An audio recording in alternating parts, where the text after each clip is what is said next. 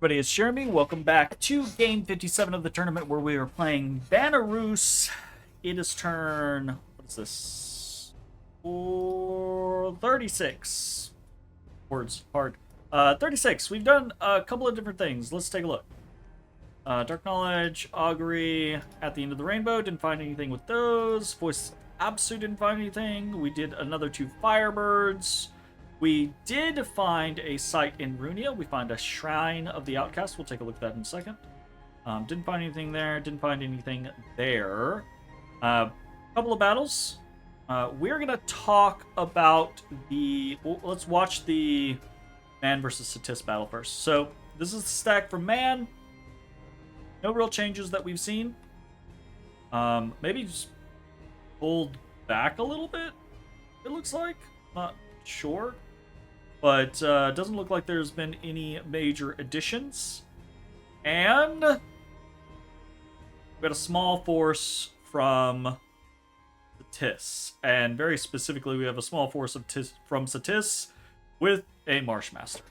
And some nature gems. So we can bet what this is. And this is a twice spawned Marshmaster. Go-to play, right? Like, throw a Marshmaster at a big army and Foul Vapors and profit. Now, that being said, before we actually like roll this bean footage, I think this is an undercommitment from Satis. But it's probably a prudent undercommitment from Satis.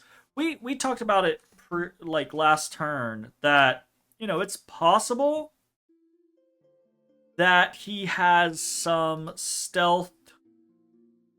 Where are they?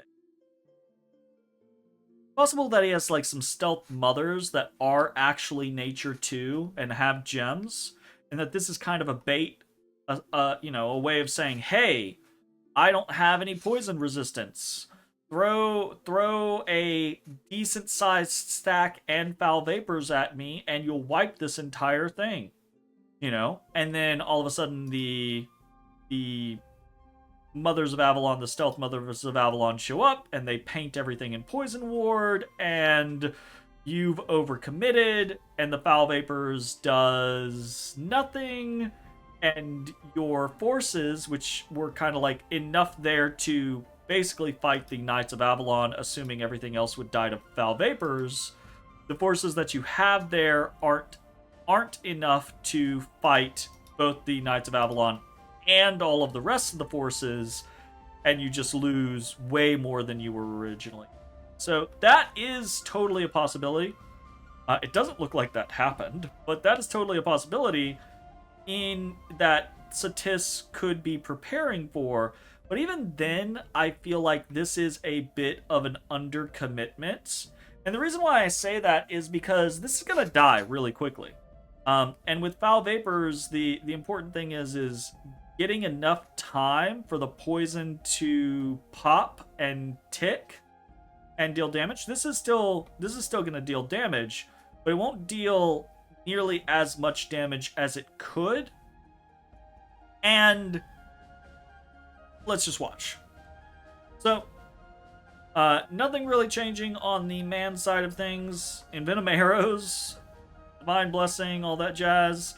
Part of the Knights of Avalon going forward, and then a large portion of them on hold and attack. And Foul Vapors is up.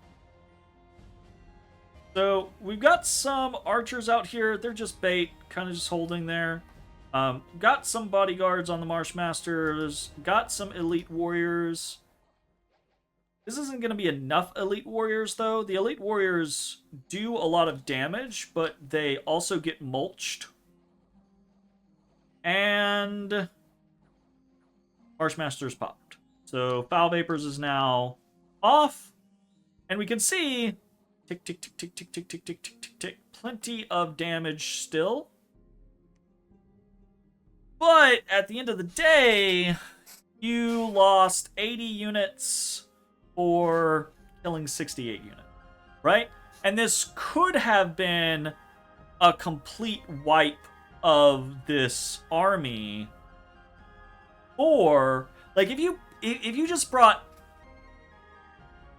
No, probably... The problem is Elite Warriors aren't what you want here, right? What you want are things that are survivable, right? Like things that are either tanky or things that are just so numerous. Normally long dead, right? Like you just bring a shit ton of long dead. This Marshmaster can bring 100 long dead on his own. So you bring like a shit ton of long dead, and then maybe like some of the, not the big Sobek guard, but like the smaller ones, because those are pretty tanky. Not like a crazy amount, just like 20 or something like that.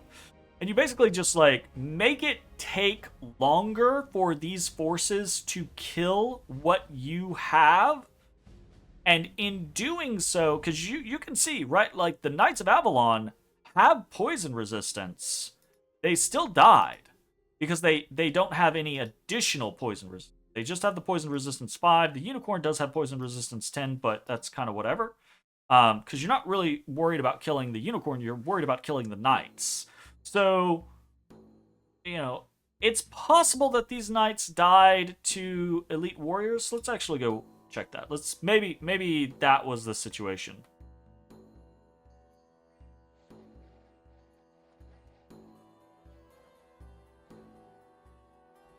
I haven't taken any real damage so far.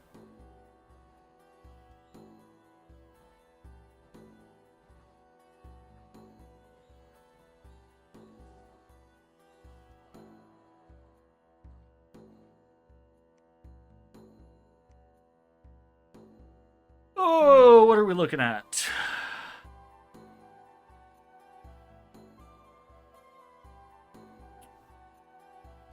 Yeah. So no Knights of Avalon are dead yet. Which means... one just popped in the back there.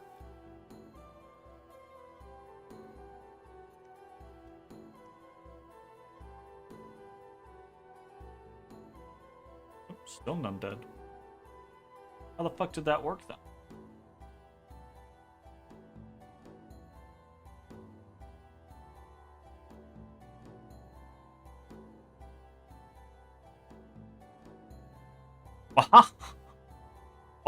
Maybe we have a bugged report. I don't know.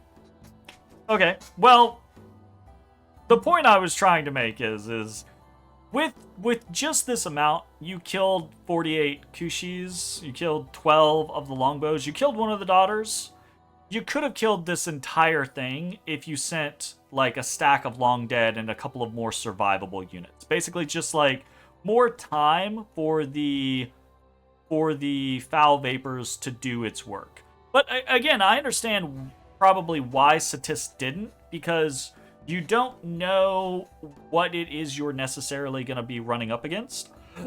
And that could be, you know, you could commit way more to the situation and then just not get anything out of it because he pops up with Poison Ward. They don't actually lose the Marshmaster. This is going to come out back as a white mage. Perfectly fine. Losing the Elite Warriors is, you know, 50 Elite Warriors is not insubstantial, right? Like, that's, what, 150 gold per 10? So you're sitting at, what, 350, 700-ish? Did I do the math right? I don't know. That's not an insubstantial amount. The archers, kind of a similar situation, not as expensive, but I feel like this is an undercommitment, but I feel like this is an undercommitment because I know how everything turned out, right? So I can totally understand why Satis sent this. I guess I'll say this, right? Is to me, this feels like an undercommitment and an overcommitment. It feels like if you were just gonna pop it just to see how it goes, just send the Marshmaster and maybe like the amount of time the elite warriors and the archers saved you did not matter that much, I think. You probably could have just had the Marshmaster and the PD, and you probably still would have gotten roughly the same results. Maybe like 5 or 10 less. Like, I think this was an undercommitment in hindsight, and it was an overcommitment for what you would be trying to do, right? Like, it's just kind of like optimizing little things in this concept. Totally get why Satis didn't want to fully commit in case man had a situation. That being said, one of the things about things like foul vapors is you might not get a second chance for it to matter, right? This might have been man saying, okay, here's the deal. If Satis doesn't have foul vapors, then we can run him down and win. And this might just be like the test force to be like, okay, I feel like this is strong enough to just run at Satis and say, if you don't have foul vapors, you're in for a problem, and these people are going to cause you issue. Maybe not kill you outright, but cause you enough of an issue that I'll be able to kill you in not too long, right? And if you foul vapors them, I now know, okay, pull back, tech for 5 turns, get Serpent's Blessing or Poison Ward and a couple of Poison Ward painters, and then I come back, right? So this might be a situation where this might be Satis's only chance to hit man with a critical foul vapors, and now it might be gone, right? Because at the end of the day, losing 48 Kushis, 12 longbows, a single Daughter of Avalon, that's probably not going to matter to man very much, right? So it's a really interesting kind of like set of details of like, do you overcommit? Do you undercommit? Is this the time that we unleash our big trap? Is that big trap going to do enough of what we want it to do? Is this the right time? Do we save it for later? Are we being baited? Is this going to give information to my enemy? So I'm really interested to see where this goes from here. Obviously, I'm super invested because the battle between man and Satis could mean the game, right? So, you know, again, our eternal hope is that they continue to fight and neither of them wins definitively. And in fairness, this is kind of that, right? Like, this is them fighting and both sides losing a little bit, but honestly not too terribly much in the long run, and not really showing that either one is definitely going to win. Like, if Satis had fully overcommitted here, if they called the bluff of like of stealth poison ward painters, if they'd called that bluff and they had launched into this could be the entirety of this force dead, and it could be a 300 strong Satisian army marching for Ulm, right? Which would be, that would definitely put man on the back foot, and give Satis the momentum. So that would have been probably a bad thing for us in the long run. But also it's a situation of like, this did do some damage to man, and man, I don't know that they have any answers. Are they just going to keep marching into Satis? Or are they going to pull back? If they march into Satis, this stack is going to die eventually, because eventually Satis will be like, okay, well, I've got to hit you with something real. Unless this is a double bluff, and man does still have stealth painters, and it's just like, look, I'm gonna take a low effectiveness, but that's just like, really? That would be like 4D chess moves of like, I think Satis is going to try to hit me with a very weak foul vapors, so I'm just gonna take it. And I'm gonna lose some, sure, but that'll make Satis confident, and then they will overcommit immediately afterwards, and I'll unreveal like 6 poison ward painters, and I'll just annihilate whatever they sent at me, you know. But I don't know. We'll see. I've been talking about that way too long, but it's a super interesting kind of like concept of the ins and outs and all of the little parts and pieces. How much do you commit? How much do you not commit? What information are you giving away? What are the immediate responses and consequences of X decision, Y decision? Really, really interested in seeing how this turns out. We attack in Summer Bay. We sent our mercenary Black Knights in here. A little bit of PD in here. We should make short work of that. Oh, somebody did get shot off their horse. Wow. Wow. These are pretty good mercs. They are the protection variant of Heavy Cav, which I tend to prefer. Did pretty good. Did pretty good. Killed 30 units, and importantly, found a temple and raised it. This is kind of, I don't know, this is kind of weird to me. Nidavanger, they don't seem to have been making a concerted effort to push my Dominion to like dom kill me. But they do keep dropping temples in places that they're not really trying to protect. We attack in Iron Range.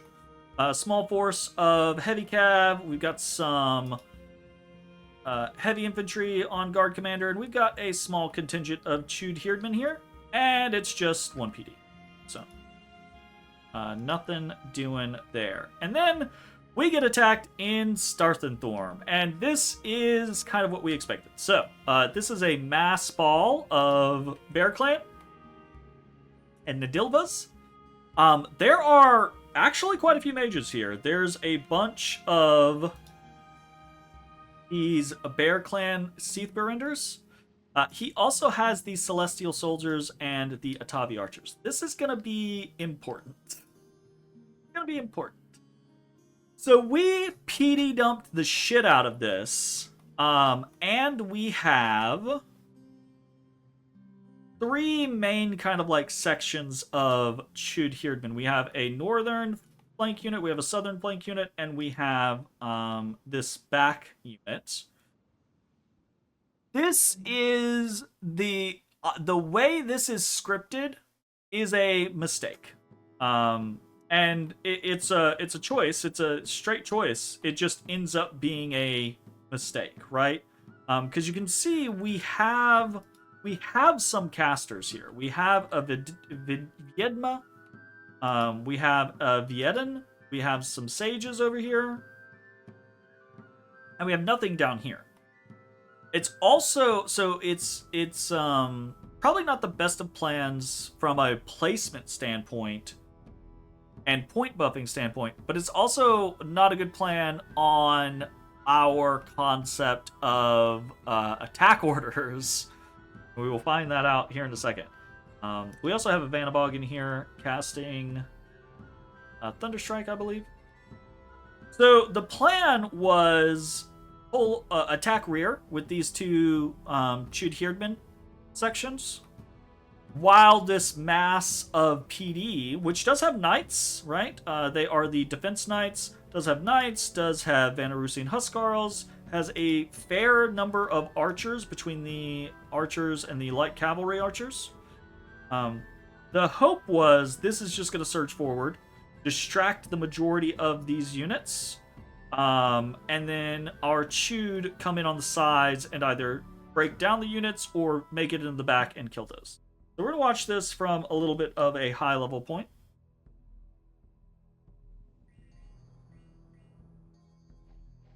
And so this is one of the things that I hate about PD and I wish was changed. I don't I don't necessarily understand. I feel like there should be a basic formation for PD. There's not. It's just blob. It's like it's the same as if you would get if you just had a commander in a fortification and you just put units on them. They're just boom in the center of where you can put things and centered around the commander. I wish there was some sort of basic PD formation situation with like infantry on the front line, cavalry on the wings, and like archers behind the infantry, with like the commander in between the infantry and the archers, if there are those types of units. Just some sort of thing, because what we get instead is we get this our heavy cab, which is broken up here. Part of it's stuck, part of it's stuck here, part of it's in this noodle. Whereas it could be really good if it was just a block doing something. And you also get these kind of like this weird situation of some of our archers are up here, some of our archers are all noodled here, and we've got a whole section of melee that are kind of stuck behind other units. So anyways, these knights are going to come in and they're going to get smashed. Basically one by one. They'll do a little bit of work. But this is what really sucks. So the Nidilvas, assholes, the Nidilvas were on the bottom left of this block of Nidavonger's forces. And they go northeast, they go like up and to the right. And so they hit the bottom flank of this group of Chud Herdmen. And this is where my scripting is an error, because, same thing down here, they get hit. These guys being on attack rear means that the ones that get engaged are now spaghetti. Ones that get engaged are now spaghetti. And then the others go off to engage the next set of things that they run into. So that's all unfortunate. That's a problem. Now they're going to trade well, right? You can see the Nidilvas caught them, and the Nidilvas did some damage, but they are getting chopped up. Here comes in the next issue. There are a lot, I say a lot, there are a fair number of these Bear Clan Seathberenders, and they have Breath of the Dragon. Now, Breath of the Dragon doesn't do a whole lot of damage on its own, but as you can see, it causes a lot of poison. And it's fairly accurate. Look at that. Poison, poison, poison, poison. So that's a whole thing. Then to top it off, even with our whole situation of these attack rears, you can see we're just scattered along. The attack rear that could actually have made it doesn't go full to the back, so we don't get to those mages. And then we get literally swarmed. Swarmed and shotgunned with Breath of the Dragon. Add other thing in, these guys are actually quite decent with Nidavonger's Bless. So they are already extremely high HP units. They have magic weapons, which doesn't really matter to us. We're not doing ethereal or mist form on these guys. But the Undying gives them even more HP, and the Enchanted Blood really, really makes them survive longer than they otherwise would, because they are strong enough to kill the Herdmen. And you get into these situations where, oh, maybe they'll kill... Nope. They pop the square, and then they're starting to heal. Oh, now they're starting to heal. And in between these situations where if they were just consistently getting attacked, they would probably die. But now they're just ticking up. They also got a couple of buffs on them, which really fucking helps. They got some Moss Body on them and some Body Ethereal on them. And these guys are just shotgunning these fucking Breath of the Dragons. You can see poison, poison, poison, poison, poison, poison, poison. Just damn. Now, some of these are not poison. Some of this is our own Moss Body.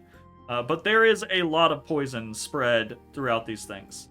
And we've got some weirdness going on into the back here.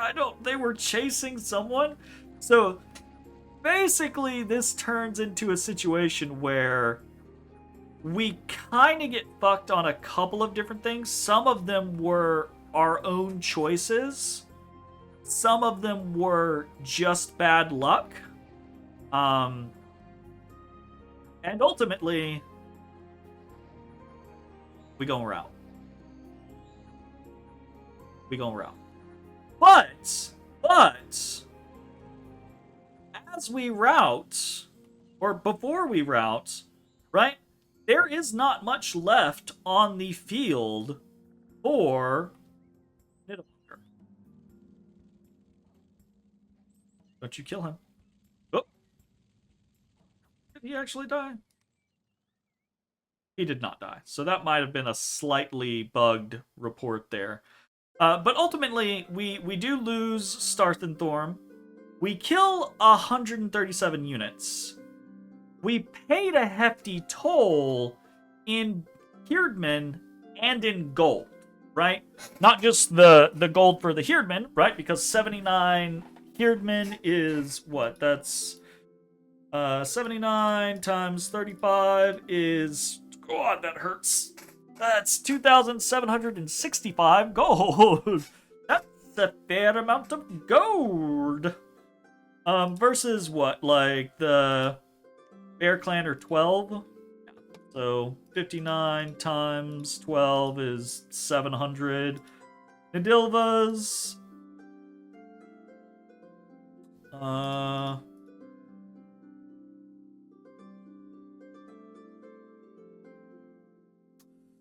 So he's looking close to like half our gold cost in this loss if we like totaled absolutely everything else up. But that's just the army losses. We put 50 some odd PD defense here, so this sucks. This is a lot of gold. That being said, silver lining, always the silver lining. We now have our third fortification up, and we have better income than Nidavellir does. We have more provinces than Nidavellir does at this point. Our scales are better than Nidavellir's at this point.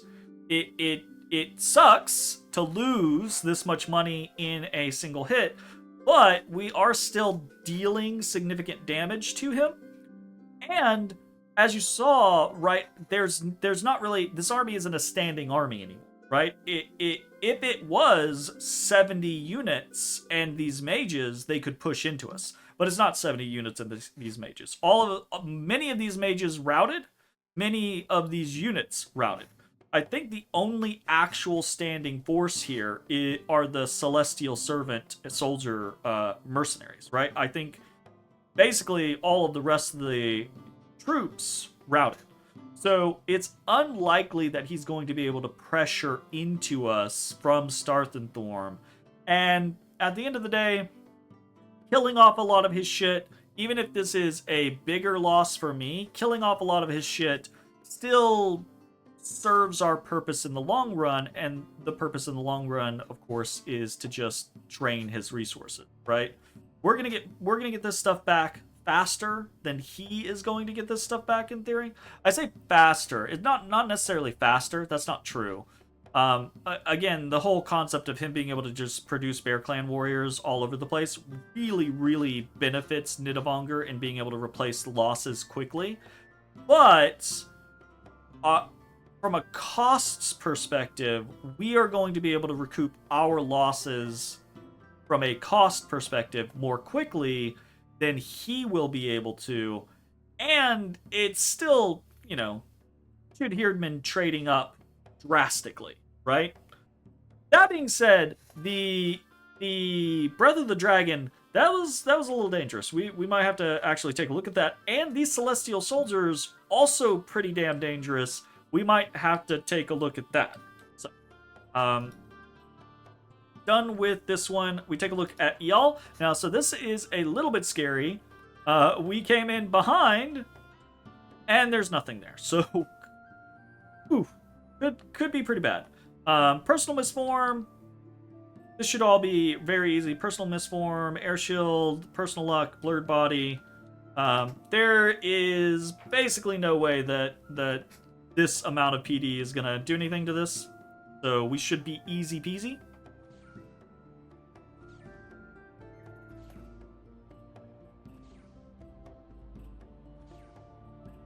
Okay, unexpected event. Water elementals in Sylvania aren't really working out for us. Sod Earth, we lose 10 PD. We gain a glamour gem in Runia, and the construction of the Palisades in Iron Peaks is done. This is actually really, really interesting. So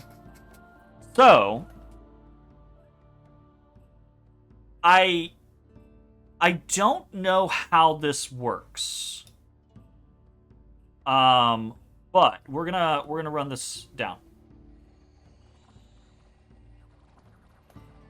We're just gonna run it down, watch the whole battle, watch everything get killed. The fucking Breath of the Dragon is impressive. I think it did a lot of work. It's hard to tell though, right? Because of the poison, it's not gonna register, I think, as the Bear Clan's kills.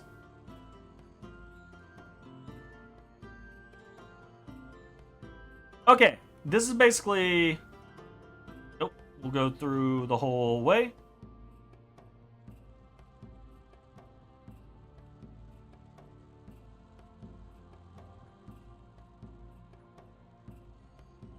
Alright, he's got these celestial servants here, right?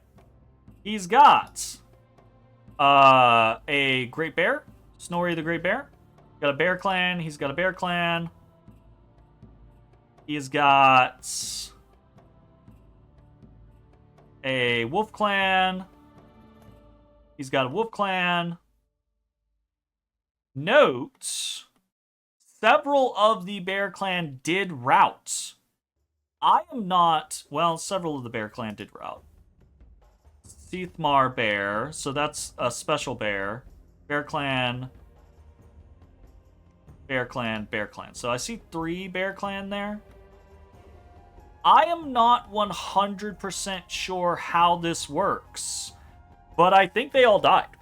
Because he didn't have anywhere to route to. This was intentional. Like, we did try to cut off his escape route. We were hoping we were going to win, but we didn't win. That being said, I think those that routed still died. So I do think, while it looks like we didn't kill as much, we did kill off some of these random commanders. I do think we did kill off a couple of the Bear Clan. I'm not positive, though. The Wolf Clan stuck around. The Seathmar Mother Bear stuck around, right? So, kind of an interesting situation here. Anyways, that sucks, but at the end of the day is not the end of the world. Our routers retreated.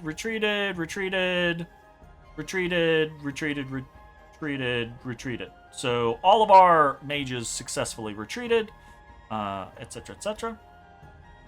Some of them did retreat to bad locations, but they are map move 16 with snow move, so they can all make it to Summer Bay. So there's that.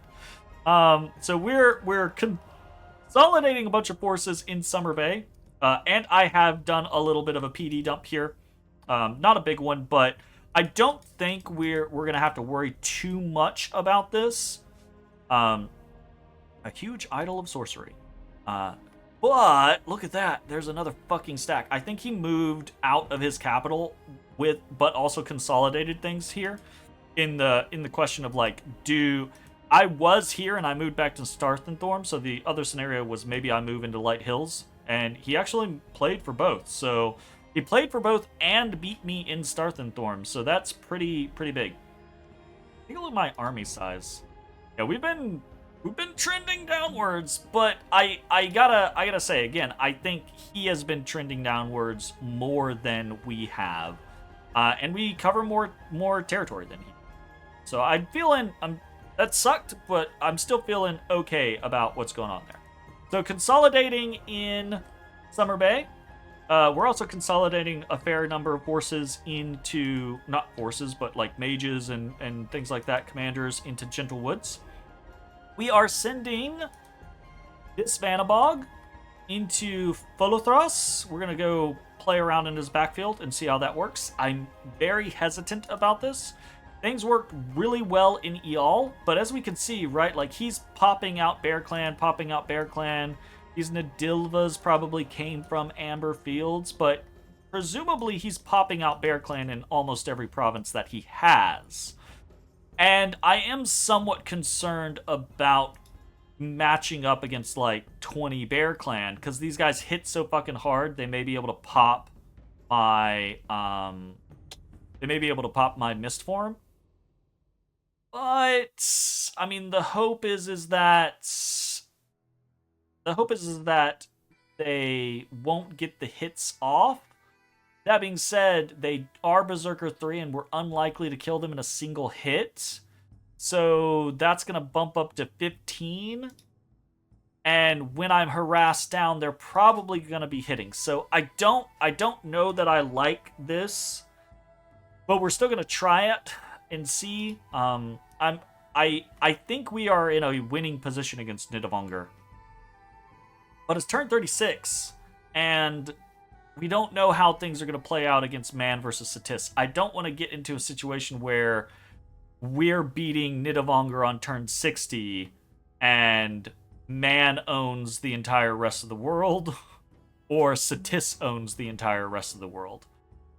So anything that we can kind of like look into to try to do to increase our leverage or decrease the time it takes to take down Nidavellir, I think is the play that we're gonna just try, see how it goes. That being said, we're making a couple of motions here. We do have forces in the area. We have 23 Chud Herdmen heading into Cursed Lands. Now, we had already raised the province defense in Cursed Lands previously. So we have Chud Herdmen coming in here to support, and I think we'll be fine. Again, against what is here, I don't think he's going to press us. So I think we're okay there. We're moving the forces that are directly behind him into Devon behind him. So hopefully in 2 turns, we'll have another stack of 50 Herdmen to take Starthenthorm and then hold Starthenthorm.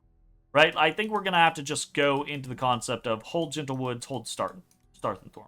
Cursed Land also works, but I would rather hold Starthenthorm because it's more valuable, right? We are not heading into Gentle Woods this turn because I don't really feel like we need to protect it. I feel like it's fine, so we're going to go ahead and take Karnag. So we're moving this stack of 54 Herdmen into Karnag. And we'll see how that goes. That is a screw up, not having that. Hopefully he doesn't die. I said we check this out. This is the Shrine of the Outcast in Runia. So a priest can enter to summon 1 to 2 foul spawns twice. Our priests are a little busy at the moment. Site searching, auto site searching, and building a temple. So I think we will get around to this, but I love sites like this. I think this is great. It would be even better if it also gave you like an Astral Pearl or a Death Gem or like a single Blood Slave or something like that. Just something kind of like representative of Foul Spawn would be kind of cool. But either way, I love things that you can summon. I just don't know that even if we took this guy and immediately started doing it, in 10 turns we have, right, like turn 46 we have 20 to 40 foul spawn, which is like, okay, that's a pretty good return on investment for a summon site, or a pretty quick turnaround for summon site, but they're still foul spawn. So it's not like, it's whatever, it's foul spawn. So not super intrigued by that, is what it is. Our fortress is done in Iron Peaks. We're immediately or palisades are done in Iron Peaks. We're immediately upgrading to fortress and taking advantage. Chud Herdman coming out, gonna get a leader. Over here, still finishing up this Vanabog, more Chewed Heardman. Popping out another Sage, more Chewed Heardman. Production feels pretty okay right now. Our champion continues his slow, arduous trek back towards the capital. Maybe we'll get a healer eventually and be able to like fix him up. That would be cool. Ultimately, though, this was a rough turn for us. The loss in Starthenthorm, the last 6 turns have been kind of like slow losses for us. But again, I think it's not alarming me because each time we lose, we're inflicting almost as much, if not more damage, right? So obviously this is probably the biggest loss that we've faced aside from the loss on his capital. And just from like a sheer gold cost, because this was a lot of gold lost in Heardman, and this was a lot of gold lost in PD. That being said, right, like we still significantly impacted his ability to wage war on us. And I think in the long run, that's really all we can do. As our production increases, right, like being able to spit out more Chewed Heardmen from Iron Peaks closer to the front line, I think we're gonna hold these two. If the rating works out right, like that's gonna make it to where he has less income to replace losses. We are teching up. We're gonna have Alt 5 next turn. We are sending out Hekon, the Prophet. So he's Air 3, so he can be a Stormcaster for us. We're also making more Thug gear, though I don't know that we're immediately going to use that on, like, Hekon. We might use that on, like, this guy, this Air 2. If things are working out, right? Like, we're not just going to throw Vanabogs to the wolves. They're very expensive and slow to recruit, so... it's just a consideration. Try to, like, do all of the different things that we can, but... we're not getting very lucky with, like, Air 2s on Viedens over here, unfortunately. Air 2s or Fire 2s would probably be the go-to that we would want. We you know, we'd love some nature as well. We can make use of all of those, though. But our base is building, right? Like, the established foundation that we have is... increasing. Our income is increasing. It's just a matter of time that I think we win against Nidavellir. Obviously, they can pull out tricks and things like that. Breath of the Dragon, by the way, that was an unexpected trick. Like, that hit us pretty hard. That Evocation 4. That worked out very well for them. Area of Effect 4+. At the greatest range, but whatever, they shotgun them. And then just this poison damage, it actually did seem to do pretty well. I wish that the results, battle summaries, results screen, whatever you want to call them, I wish they were more detailed, and I wish they reported better, because it's gotta be, has to be that some of those units that were poisoned died to the poison. It's no way that these Bear Clan Seathberenders didn't get a single kill off of poison. But they're not reported. And even if they weren't reported, I think it would be really cool if you could have, like, if you could click, like, if there was another column and you could click and see, like, spells cast or effects caused or something like that. Other things to note is just how wonky it can be. So, obviously, there are things like windhawks and shrubs, like Animate Tree and things, that got cast throughout this battle that kind of fuck up the totals. But if you do the math on this, we lost 150 units, 151 units. They killed 137 units. They lost 137 units. We killed 167 units. And then, in total, 288 units were lost on both sides, but 304 units were killed on both sides. And it's just, it's wonky. I don't know that there were that many summons in this fight to, like, throw those numbers. I watched through and I saw, like, 1 or 2 Blackhawks get summoned here or there, and or not Blackhawks, but Windhawks. And I saw a couple of Shrubs get animated, but I didn't think it was that many. And it's also just, like, the weird skew of how many of our men did we kill? I wish you could, like, easily find that out without having to do, like, weird math, because, you know, we killed 167 units. And we lost 151 units when they only killed 137 units.